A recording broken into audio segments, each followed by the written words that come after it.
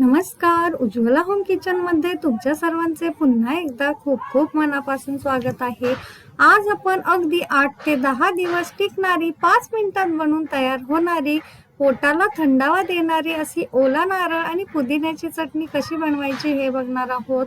अगदी झटपट बनवून तयार होते आणि वरण भातासोबत तोंडी लावायला किंवा चपाती सोबत अगदी टेस्टी अशी लागते.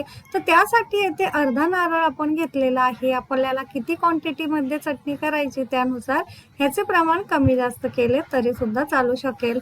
आता चाकूच्या साहाय्याने याचे असे पातळ काप करून घ्यायचे आहेत. कट करण्याऐवजी आपण किसणीच्या साहाय्याने किसून घेतले तरी सुद्धा चालू शकेल. आता थोडं थोडं करून सर्व नारळ आपला कट करून झालेला आहे. यामध्ये आपण 4 ते 5 लसणाच्या पाकळ्या टाकून घेणार आहोत.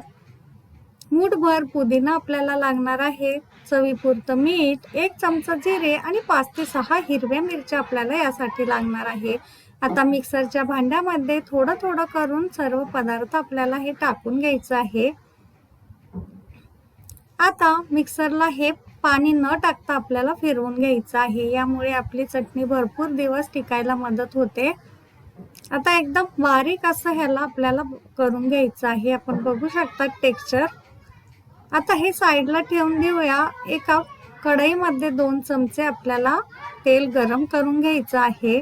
त्यामध्ये अर्धा चमचा जिरे आपल्याला फ्राय करून घ्यायचे आहे.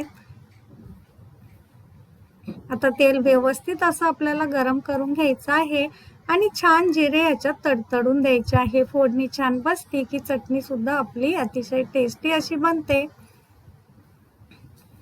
आता जिरे फ्राय झाले की जी आपण तयार करून घेतलेली नारळ आहे तो थोडा थोडा करून यामध्ये टाकून छान असं सुका होईपर्यंत मंद आचेवर आपल्याला हे भाजून घ्यायचं आहे.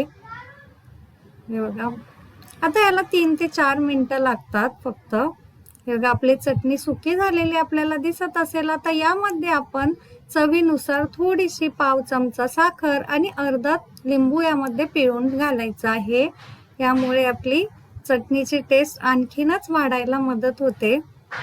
हे बघा, छान अशी सुटसुटीत मोकळी सळसळीत आपली ओल्या नारळाची चटणी बनवून तयार झालेली आहे. आता एका भांड्यामध्ये काढून घ्यायची आहे आणि थंड झाली की एका हवाबंद डब्यामध्ये ठेवून द्यायची आहे. तयार आहे आपली पोटाला थंडावा देणारी नारळ पुदिना चटणी. नक्की ट्राय करा रेसिपी. आवडली असेल तर चॅनलला लाईक, शेअर आणि सबस्क्राईब करायला विसरू नका. पुन्हा भेटूया नवीन रेसिपी सोबत. तोपर्यंत धन्यवाद.